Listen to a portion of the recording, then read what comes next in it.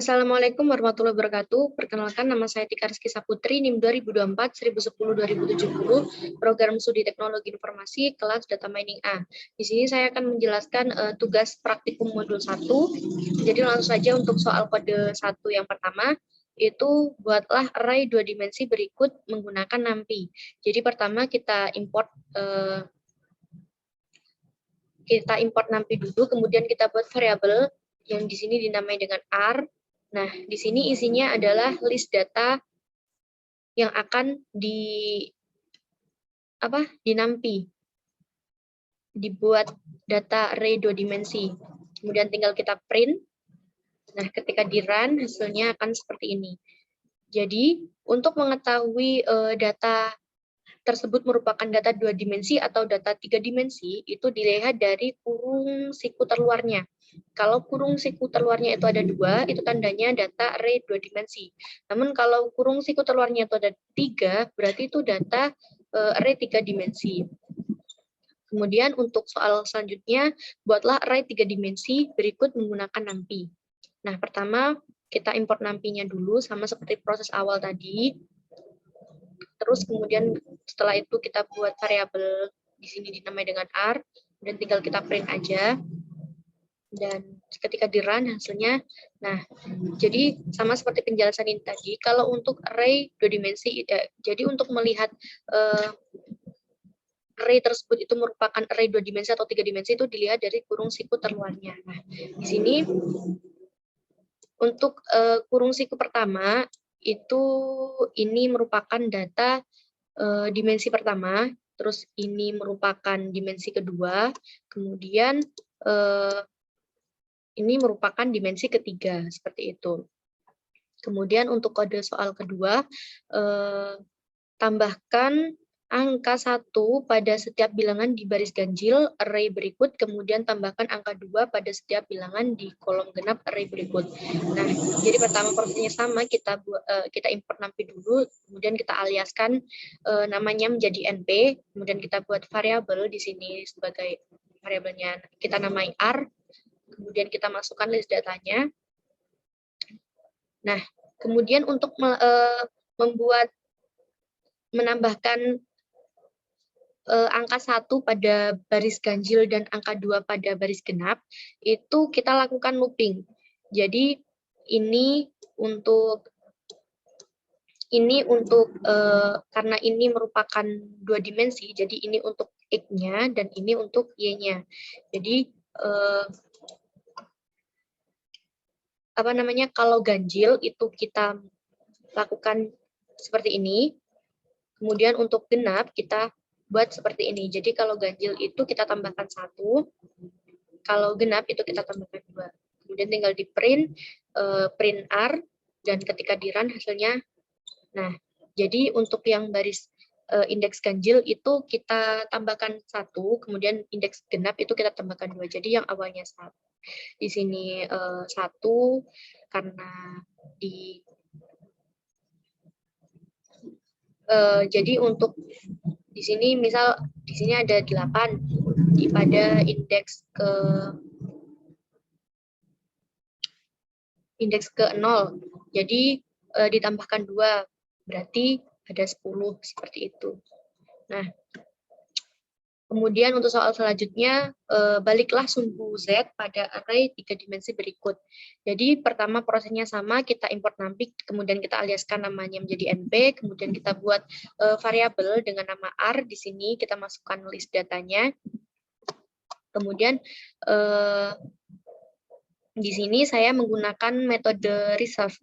Jadi posisi ini itu kita anggap sebagai ini X, ini Y, dan ini Z. Kemudian untuk mengubah data Z yang awalnya di sini, jadi di sini itu menggunakan metode reserve di sini. Jadi kita langsung membuat variabel baru, di sini dinamai new R, kemudian kita masukkan data variabel R itu tadi di reserve -1. Kenapa -1? Karena -1 itu kebalikannya. Kalau di sini di reserve 1, itu berarti hasilnya akan tetap. Seperti itu, seperti soalnya. Misal soalnya itu urutannya XYZ, berarti nanti hasilnya juga XYZ. Namun kalau min 1 itu hasilnya menjadi ZYX, seperti itu. Jadi tinggal kita print. Nah, seperti yang saya katakan tadi, ini posisinya X itu pertama ada di atas, kemudian di sini itu berpindah di posisi yang paling bawah. Kemudian untuk posisi Z-nya itu berpindah dari yang posisi paling bawah itu berpindah ke atas. Nah, kalau ini semisal dihapus disama dengan 1, ketika di run hasilnya akan sama. Tuh, akan sama. Jadi seperti itu.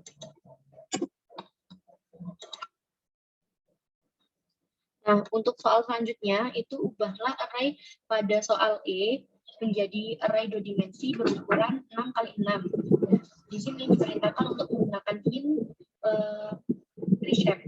Jadi proses awal itu sama, kita import nanti dulu, kemudian kita aliaskan namanya menjadi np, kemudian kita buat variabel r dan masukkan data listnya.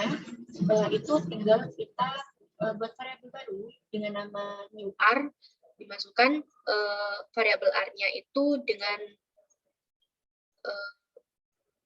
array reshape dengan ukuran 6 kali 6. Tinggal kita print new r-nya, variabel new r-nya, dan hasilnya ketika di run seperti ini. Jadi awalnya datanya itu 3 dimensi, kemudian kita rubah jadi data 2 dimensi dengan ukuran 6 kali 6 seperti ini. Kemudian untuk soal kode 3, perintahnya ubahlah matriks kiri menjadi matriks sebelah kanan. Nah, jadi diminta dari yang awalnya itu seperti ini, hasilnya itu diminta outputnya seperti ini. Untuk pertama itu kita import dulu seperti sebelum-sebelumnya, kita import nampi, kemudian kita aliaskan namanya sebagai np, kemudian kita buat variabel r dengan memasukkan data listnya, kemudian di sini saya menggunakan slicing 2 dimensi, di mana ada X dan Y.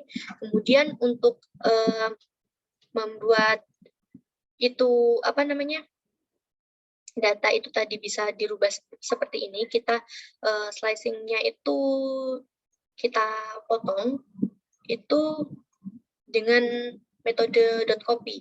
Nah, kenapa menggunakan metode .copy? Karena metode .copy ini berfungsi untuk menyalin hasil slicing-nya itu tanpa harus mengubah hasil aslinya. Jadi hasilnya tatanannya itu tetap persis seperti itu, tidak perlu dirubah. Nah, jadi langsung kita untuk karena 2 dimensi ya, pertama kita potong secara vertikal. Jadi pertama kita buat variabel dulu yang isinya merupakan data array-nya. Untuk potongan pertama itu sampai indeks ke-1 yang Y. Karena vertikal ya, jadi Y. Dari atas ke bawah. Kemudian kita untuk yang kedua juga sama. Potongan keduanya itu dari indeks kedua sampai indeks terakhir. Kemudian untuk potongan horizontalnya itu kita sama menggunakan metode .copy juga, dengan cara kita ambil dari untuk yang X-nya itu sampai, karena di sini tadi itu ada indeksnya itu ada 6, 0, 1, 2, 3, 4, 5. Nah, jadi kita potong menjadi 2 bagian itu ada 3, jadi ada 3 indeks. Untuk potongan pertama itu sampai indeks kedua, dan untuk potongan kedua itu sampai indeks dimulai dari indeks ketiga sampai indeks terakhir. Jadi ketika di run, nah ini data sebelumnya, kemudian ketika dipotong vertikal tadi, untuk potongan pertama itu kan dari indeks pertama sampai indeks ke-1 untuk yang Y ya, karena vertikal, jadi seperti ini kita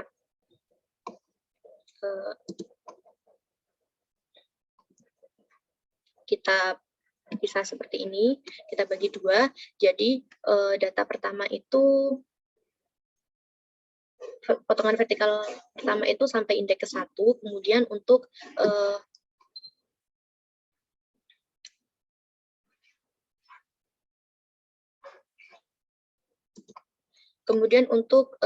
potongan keduanya itu mulai indeks ke-3 sampai indeks ke terakhir, seperti itu. Jadi kemudian untuk yang horizontal juga sama, kita potong jadi 2 bagian, jadi ada 3 indeks per potongan. Itu untuk potongan pertamanya itu seperti ini. Nah, potongan pertama itu dari indeks ke 0 sampai ke 2, kemudian potongan selanjutnya itu dari indeks ketiga sampai indeks terakhir. Ya, ketika hasil akhirnya seperti ini. Jadi untuk mengetahui hasil akhirnya itu dilihat dari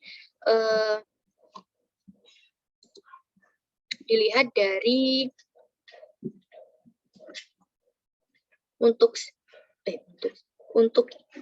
X-nya itu sampai dipotong jadi 2 kan, begini. Terus untuk Y-nya itu dipotong menjadi 2, dan untuk X-nya juga dipotong menjadi 2, jadi berpindah seperti ini. Yang kan di perintahnya itu diminta untuk dari kiri ke kanan, jadi ini berpindah ke sini, dan ini berpindah ke sini. Jadi hasilnya dari yang 5, 10, 7, 8, 9, 10 ini itu berpindah ke sini. Kemudian yang ini berpindah ke sini, kemudian yang ini berpindah ke sini, dan yang ini berpindah ke sini.